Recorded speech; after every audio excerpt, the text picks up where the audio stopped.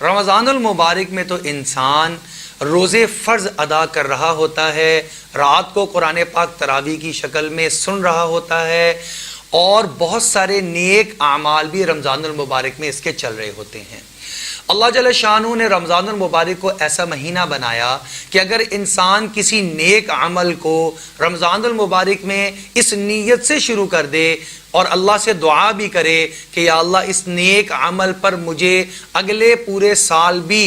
توفیق اور مداومت اور استقامت عطا فرما دیجئے، تو اللہ رب العزت اگلے 11 ماہ بھی اس کو اس نیک عمل پر استقامت عطا فرما دیتے ہیں۔ اسی طرح اگر انسان سے کوئی گناہ نہیں چھوٹتا، مثلا وہ جھوٹ بولنا نہیں چھوڑنا چاہتا ہے لیکن چھوٹتا نہیں، ایک آدمی رشوت لینا چھوڑنا چاہتا ہے لیکن چھوڑ نہیں پاتا، ایک آدمی سود سے بچنا چاہتا ہے لیکن عام حالات میں بچ نہیں پاتا، ایک آدمی دھوکہ دینے سے بچنا چاہتا ہے، ایک آدمی اپنی ذمہ داری کے ساتھ اپنی ڈیوٹی کو ادا کرنے کی نیت کرتا ہے لیکن کر نہیں پاتا، تو رمضان المبارک ایک مشق کا مہینہ ہے۔ اگر اس مہینے کے اندر انسان تمام تر نیک اعمال شروع کرے اور اللہ سے دعا مانگے یا اللہ آئندہ بھی مجھے اس پہ استقامت عطا فرما دیجئے، اللہ رب العزت استقامت عطا فرما دیتے ہیں۔ ایک آدمی برائیوں کو چھوڑ دے، جھوٹ کو چھوڑ دے اور بے ایمانی کو چھوڑ دے، غیبت کو چھوڑ دے، حسد کو چھوڑ دے اور اللہ رب العزت سے دعا مانگے، اے باری تعالی مجھے اگلے پورے سال بھی ان برائیوں سے بچنے کی استقامت نصیب فرما دیجئے، تو اللہ رب العزت اگلے پورے سال ان برائیوں سے بچنے کے بھر استقامت اور مداومت عطا فرما دیتے ہیں۔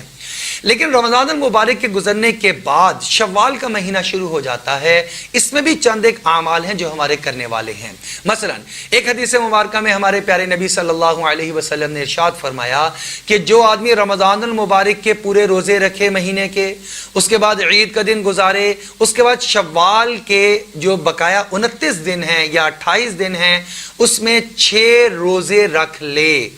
تو یہ اجر اور ثواب کے اعتبار سے ایسا ہے گویا اس نے پورے سال کے روزے رکھ لیے۔ اور اگر دیکھا جائے تو قرآن میں اللہ رب العزت نے اس کا تذکرہ یوں بھی فرمایا، مَا جَاءَ بِالْحَسَنَةِ فَلَهُ عَشْرُ أَمْثَالِهَا، جو ہمارے پاس ایک نیکی لے کر آئے گا ہم کم سے کم درجہ اس کو 10 گنا کر کے واپس لوٹائیں گے اور عطا فرمائیں گے۔ ایک مہینے روزے رکھے تو ایک کے بدلے میں 10 ماہ روزے رکھنے کا اجر و ثواب مل گیا، بقایا سال کے 2 ماہ رہ گئے، یہ 6 روزے رکھے تو 6 روزوں کے بدلے میں 60 روزے رکھنے کا اجر و ثواب اللہ رب العزت نے عطا فرما دیا۔ 2 مہینے میں 60 ہی دن ہوا کرتے ہیں، گویا پورے سال لگاتار روزے رکھنے کا اجر اور ثواب انسان حاصل کر سکتا ہے اس مختصر سی مشقت سے۔ وہ مشقت کیا ہے کہ 6 دن کے روزے شوال میں رکھ لے۔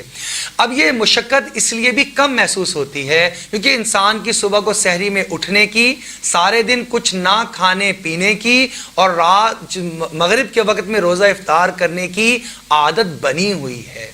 لہٰذا اس کے لیے 6 روزے رکھنا آسان ہے۔ اب یہ 6 روزے اکٹھے رکھنا بھی ضروری نہیں ہے، بہتر تو یہ ہے کہ 6 روزے اکٹھے رکھ لے، اسے کہ لگاتار جب انسان کوئی کام کر رہا ہوتا ہے خاص طور پہ روزے رکھنے کا عمل یہ آسان ہوا کرتا ہے، لیکن اس میں رخصت ہے، انسان اکٹھے رکھ لے، انسان ایک رکھ کے ایک درمیان میں دن چھوڑے، پھر ایک رکھ لے، پھر دن چھوڑ دے، اس کی مرضی ہے۔ انسان ہفتے میں 2 دن تقسیم کر کے 3 ہفتوں کے اندر اس کو پورا کر لے، جیسے اس کو آسانی ہو کہ ہفتہ اتوار کو آفس سے چھٹی ہے، اسکول سے بچوں کو بھی چھٹی ہے، تو انسان ہفتہ اور اتوار کا روزہ رکھ کر شوال کے اندر 6 روزوں کو پورا کر لے۔ اس میں ایک بات کا اور اہتمام کرنا چاہیے، اگر کسی انسان کے ذمے فرض روزے قضا باقی ہیں تو اس کے لیے زیادہ ضروری اور زیادہ فضیلت والی بات یہ ہے کہ یہ اپنی قضا روزوں کی اب ادا کر لے۔ یہ نفلی روزے بعد کی چیز ہوا کرتی ہے، یہ جب فضائل میں شامل ہوں گے جب اس کے ذمے فرائض نہ ہوں۔